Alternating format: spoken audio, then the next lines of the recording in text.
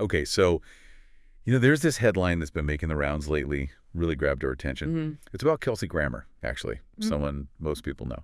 And Global News just had this piece. Ah, okay. Yeah, I saw something about that. Right. And it immediately got us thinking, about family stuff, Yeah, dynamics, and specifically how fatherhood changes or how it can change across vastly different stages of life.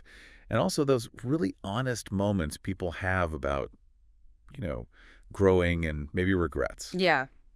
So today, we figured let's do a deep dive. Well, Let's really unpack what this news might tell us about navigating being a parent, facing up to regrets, and, figuring out what you aspire to, really, at any age. exactly. And I think that's the key, right? It's not just, celebrity news. Right. There are real insights here if you look closer. We can sort of dig into the nuances of his experience, Grammer's, that go way beyond just the announcement. Yeah. And connect his kind of personal journey to these bigger themes. Family, legacy, what it even means to evolve as a parent over decades. Okay, let's get into it then. Yeah. So the actual news, the thing that got everyone talking, Kelsey Grammer, who's 70 now. 70, yeah. 70. And his wife, Kate Walsh, she's 46.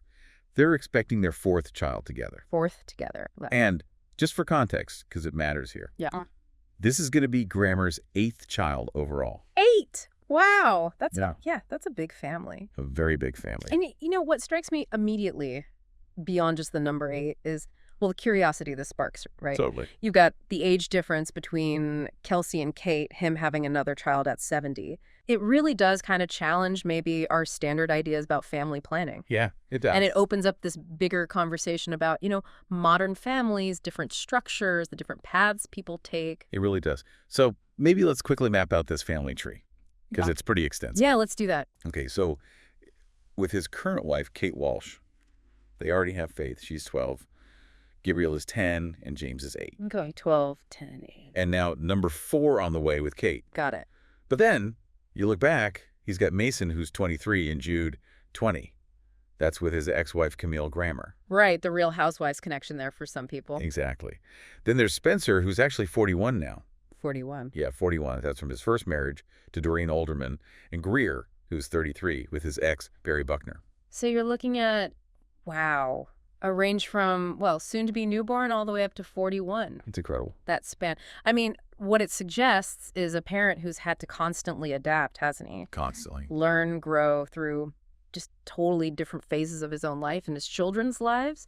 It really speaks to how parenthood isn't, static. It keeps changing. Yeah, absolutely. Yeah. And that idea of adapting really comes through when you hear him talk about it. Mm-hmm. He did this interview with Variety just this June, and he said something pretty profound, I thought. Yeah. He said, my children, my young children, older children, the happiest I ever am is if they're all in the same room together.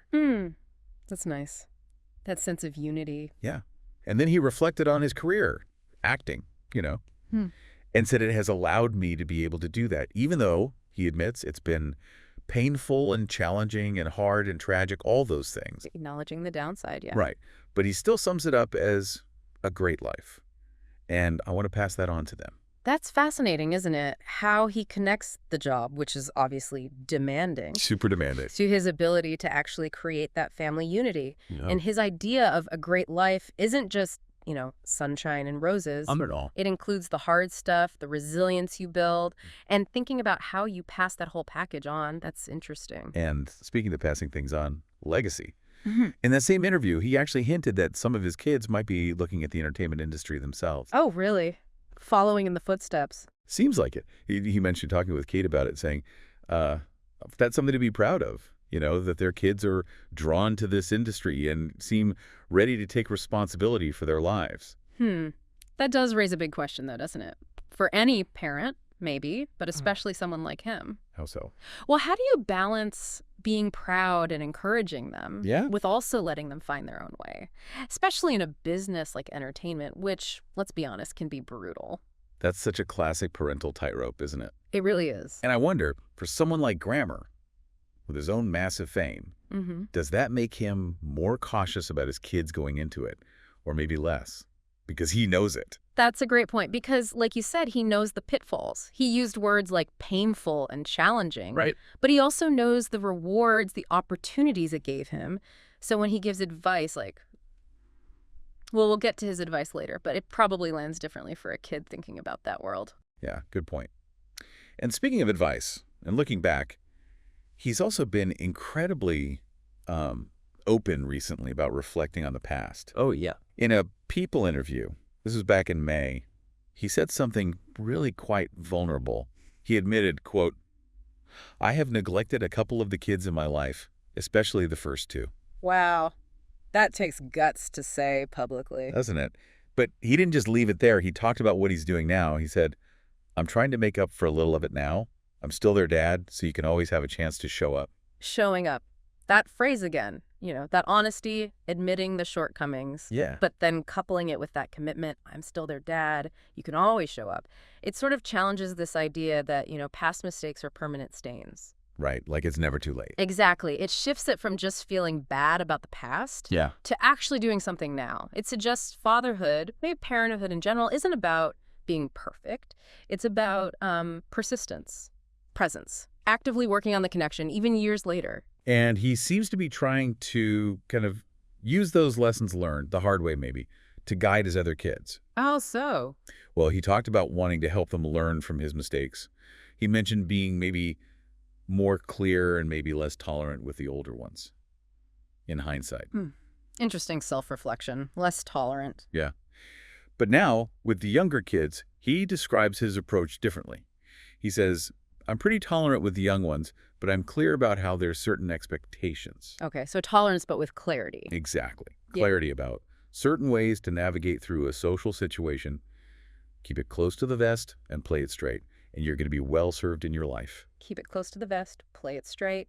Practical advice. Very practical.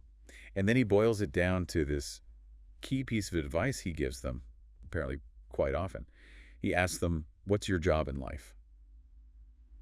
Showing up. There it is again, showing up. It seems to be his mantra now. What's really striking there is seeing that evolution in his own philosophy, from maybe feeling he was too tolerant or not clear enough before, to now really emphasizing clarity, direct guidance, setting expectations. Right. It really makes you think, how do we all adapt our own approaches? Whether it's parenting, mentoring, whatever, as we get more life under our belts, face different things. That's true. It shows that growth as a parent or just as a person giving guidance, it's not like you figure it out once. It's this ongoing thing, Right. Reflecting, adjusting. Absolutely. When you step back, this whole deep dive, it started with just one sort of surprising news item about Kelsey Grammer. Yeah. But it's really opened up this really multi-layered look at family and personal change and just the whole ongoing journey of being a father through all these different stages. So much more than just a headline. Couldn't agree more. These kinds of stories, these sources, they aren't just about celebrities. They're like a window, aren't they? Yeah, a window into really universal stuff. Regret, growth, that deep human drive we all have to nurture, to connect, especially across generations, no matter how well complicated or big the family gets. So maybe here's something to leave you thinking about. Kelsey Grammer, at 70, is still defining what showing up means for him now with a new child on the way. So the question for you maybe is, what does showing up mean in your life right now? And thinking ahead, how might that definition keep shifting, keep evolving as you go along your own journey?